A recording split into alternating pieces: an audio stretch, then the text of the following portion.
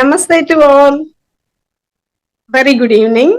Now it is great honor to introduce today's panel members as well as guest of honor. My name is Bhuvana from Andhra Pradesh, India. I'm immense happy to welcome our team members to run the session number 410. Stress. Stress is everywhere. So day to day life, we are facing many stressful situations. Stress feeling is leads pressure and tension. Today's guest speaker deliver concept of managing stress.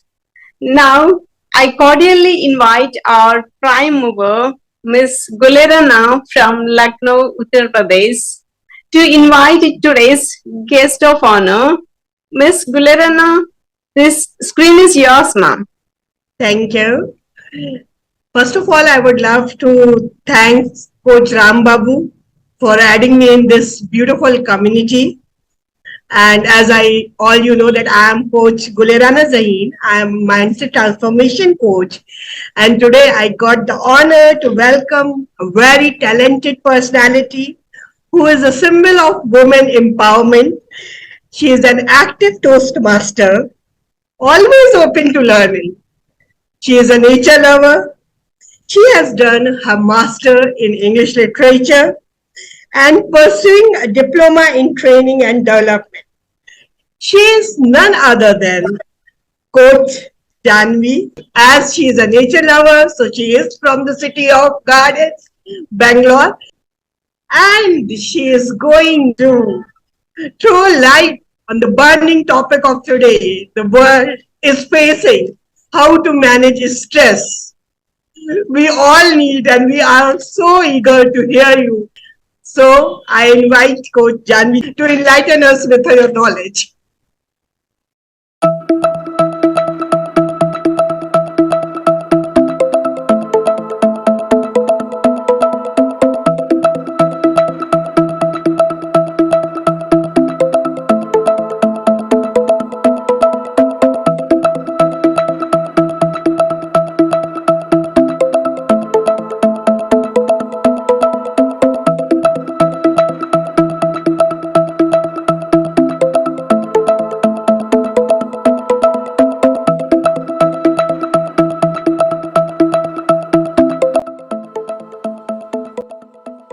Good evening, everyone, and thank you, Gulerana ma'am, for that lovely introduction. Everybody's stress would have, gone out after looking at your smile like that. Your smile is so infectious. Thank you for giving me that lovely introduction. Yes, so today's topic is managing stress. So before we start on the topic, I want you all to do a small exercise, one single exercise with me. Are you all ready? Thank you. So you can just raise your hands on the sidewards. If you can look at my hands and pull your fingers, that is, hold your hands straight, tight, and try to pull your fingers towards your head, both the hands. Do it with both the hands for at least a few minutes. You don't need to literally use the other hand to pull your hand. Just hold the hand straight. And make sure that you're trying to pull fingers without using the other hand towards your head. And hold this for a few minutes. Both your hands. You can use both your hands. Yeah, both. Yes. Shruti ma'am, yeah, both your hands. Try to pull your fingers towards your head and hold it as much as possible.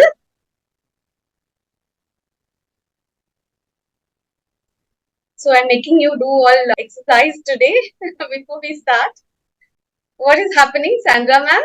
I'm enjoying. You're enjoying it. Yeah. Of course, little pain, but I'm enjoying the pain. Yes, you're enjoying it. Thank you for that, Sandra. How about others? Yeah, it was good. Yeah, you can put your hands down now. So what happened when you did that? When you straightened your hand and try to pull your fingers towards your head, how long was it easy to hold like that? Few seconds. Few seconds. And what happened after that? Training. It Yeah. started paining. For everyone, it started paining. Yeah. Yeah. So what I suppose, because for few people it started paining after few seconds, and for some people it was much earlier.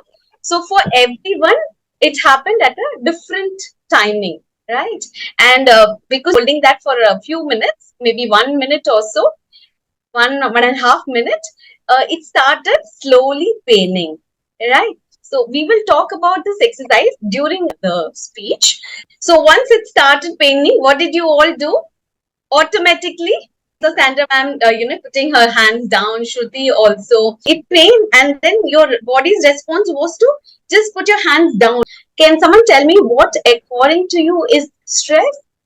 Response to certain action.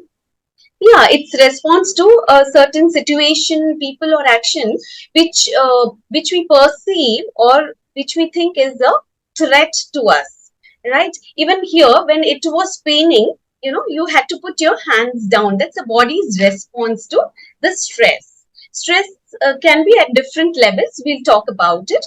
Sometimes the event or situation feels, or we perceive it so heavy, or we perceive that we won't be able to handle it, that we start getting more anxious about it. Yeah, so this is a form of stress. This is what stress is. You will have to tell me what this is all about. Can you tell me what is it about the first one and the second photo on the slide? First and second photo. What It is can you understand? our targets, our objectives, our goals. Okay, and what is a person feeling about it? Very happy about achieving something. Yes, excited and very happy about it. What about the second photo? She is also very excited to win the race. Yes, yeah. This person is also very excited. What happens when you're watching a match? That is a positive stress. We could say that, yeah, we are going to win and something like that. Exactly, and that is what I wanted to specify. And thank you, Zahim, for bringing this up. So this is something called positive stress. There is focus. There's a lot of energy flowing, and you're alert. Your body becomes very alert. And this type of stress is nothing but what Zahim told us. It's called good stress, which is nothing but you stress. It's called the you stress. Okay, so now we have the other two photographs here. Can someone tell me what you understand? The one with the farmer there, the picture with the farmer? The land is dry and he is somewhat tensed. Yes. So there's drought. Okay, and can you see his facial expression? He's unhappy, expressing distress actually. Exactly, he's expressing distress. If you compare the first photo and this, you can see the difference. How a man who's feeling very happy and excited, his body language is open, and here the farmer's body language is closed. His head is down and his eyes are down, and he's very sad. And can you tell me what is there in the next photograph where 3-4 people are standing, comforting somebody there? They have lost someone, some loved one, and the others are comforting the person over there, right? So when someone loses a person, or when there is a loss like this, like how the farmer is facing, that is when people face distress. So distress is a negative emotion. The body reacts differently to it, and eustress is a positive emotion, and body, again, the reactions in both the situation, physiology of our body changes completely in both the situation. Cortisol and amygdala, these both are released during a situation like this. So the physiology, our body responds to the stress and sends the message to the brain, and the brain releases these hormones, which causes the emotional response, either sadness or fear or anxiety or guilt or resentment. So these are the negative emotions which are due to the response of the body to the stress. So we, in both the situations, this happens, but in eustress, the response is only for some time, and the body comes back to the normal faster. But during this stress, what happens is it prolongs for a long time. And if the person continually comes across a stressful situation, it affects him mentally and physically, that is psychologically, and physiology also gets affected if the stress is prolonged for a long time. So for each person, the stressor is different because we are separate individuals. We have our own individuality. Our stressors also differ a lot. So now you can specify what are your stresses, what incidents, situations, or people makes you more stressed. Deadlines. Deadlines. Okay, I'll just note it down. So Bhuwana has said deadlines, causes a lot of stress. Yeah, public speaking is stress to me. Okay, so for Bhuwana, it is public speaking. Yeah. And there is a chart also, ma'am. Shruti ma'am typed, I think, driving. Shruti says that driving process causes a lot of stress. When in the family something happens, you see. Yeah, something happens in the family, yes. When we are sick. Yes, when we fall sick, that causes us stress, When we lose something, either family members. Exactly, when we lose somebody or someone or something that's very important for us. Whenever we are in trouble and whenever any kinds of a bad condition with us, so that's why we are in stress.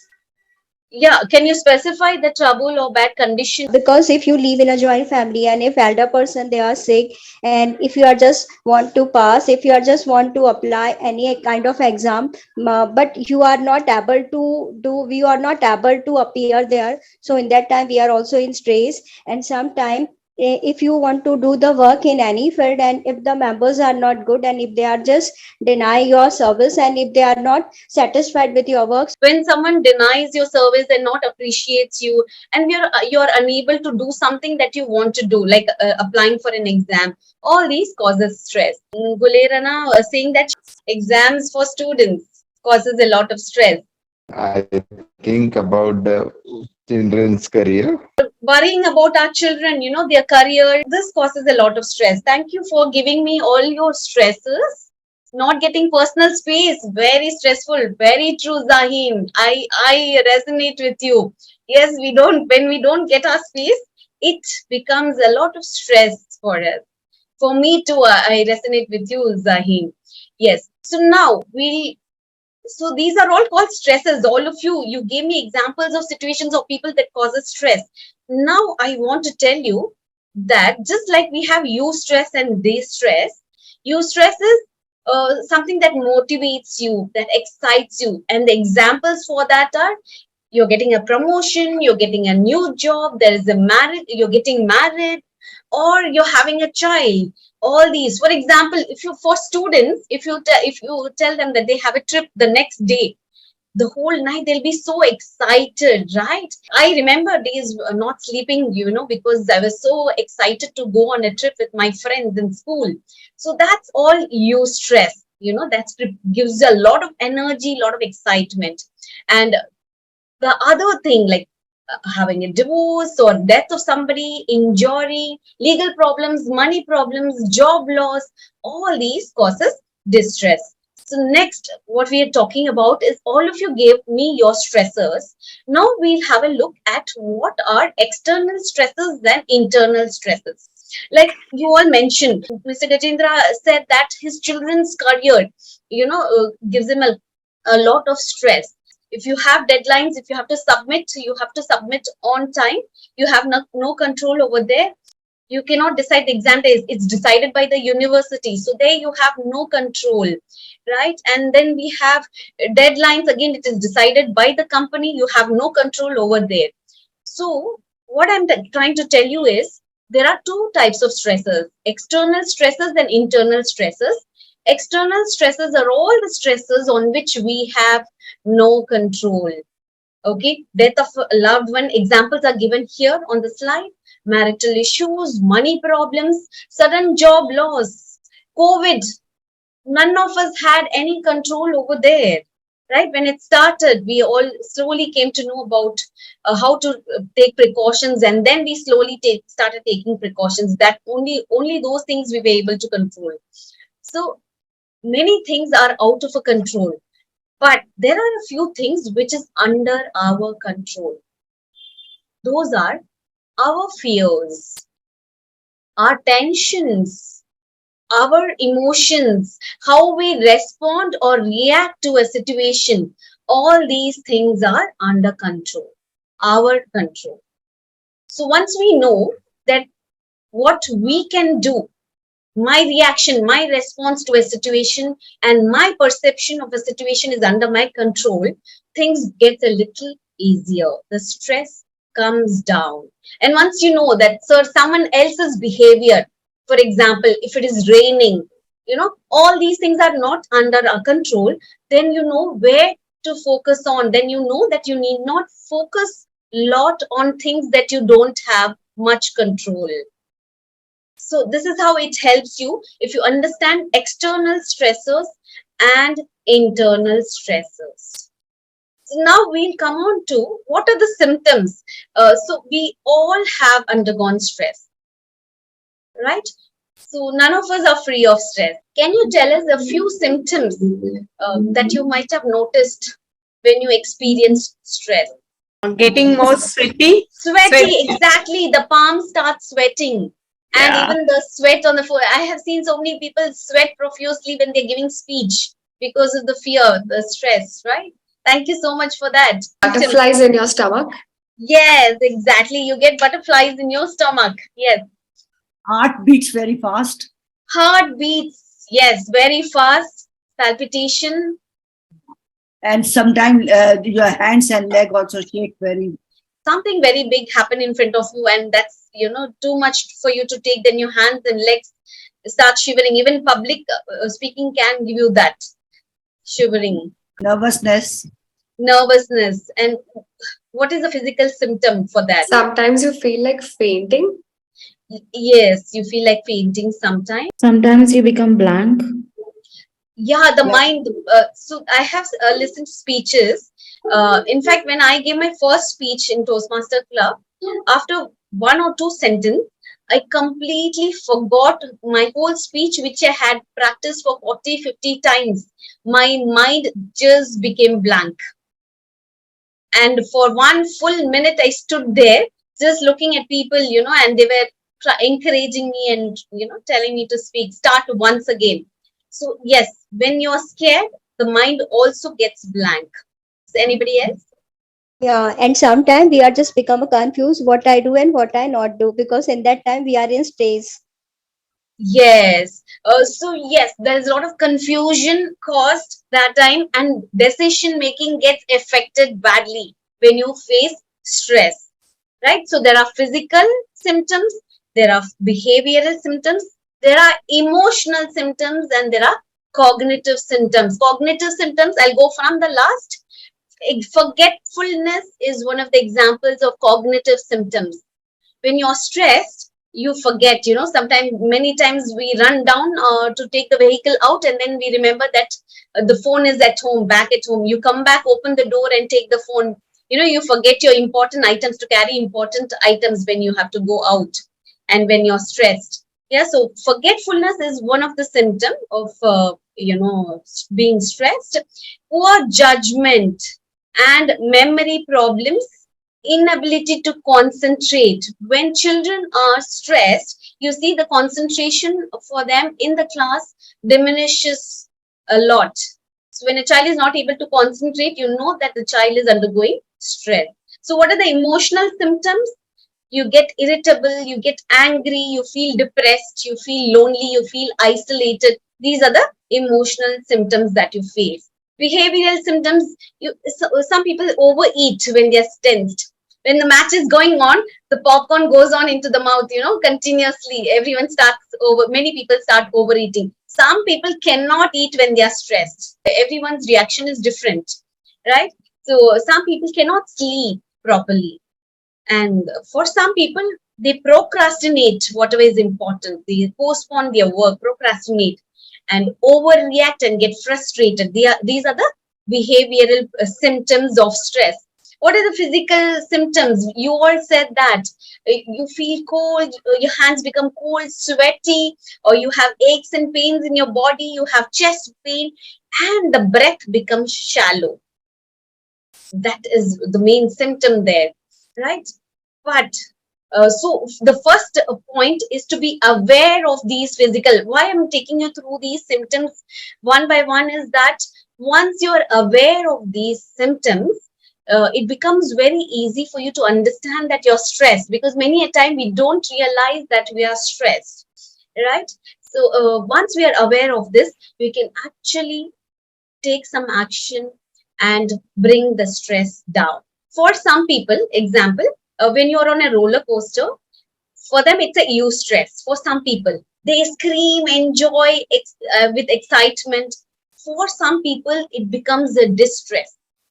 They like shouting and screaming. They want to be the right to be stopped. They want to get down, and they come back. They faint. Some people.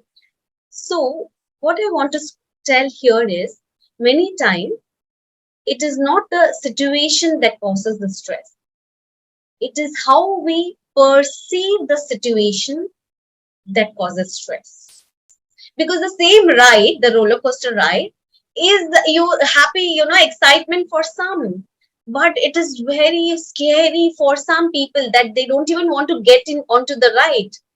Right? So it is the situation that causes the stress. It is how we look at the situation, how we perceive the situation that causes the stress.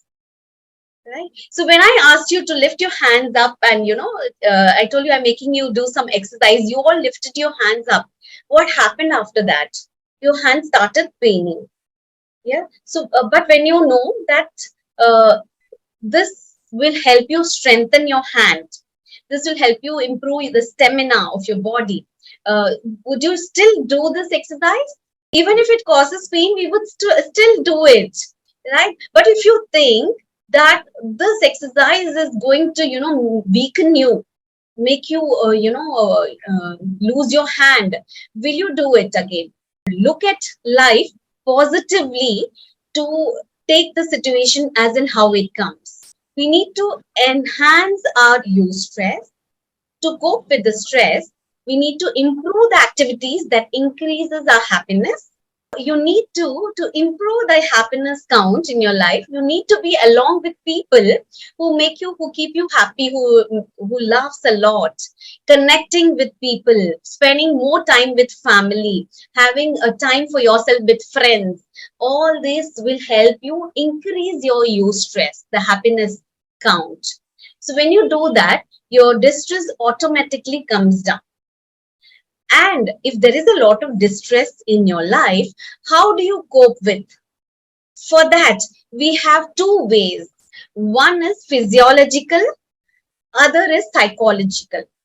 So physiological is maybe you exercise a lot, you go for a walk, spend time in nature, and you can also breathe in and breathe out deeply for a few minutes every now and then whenever you feel the stress.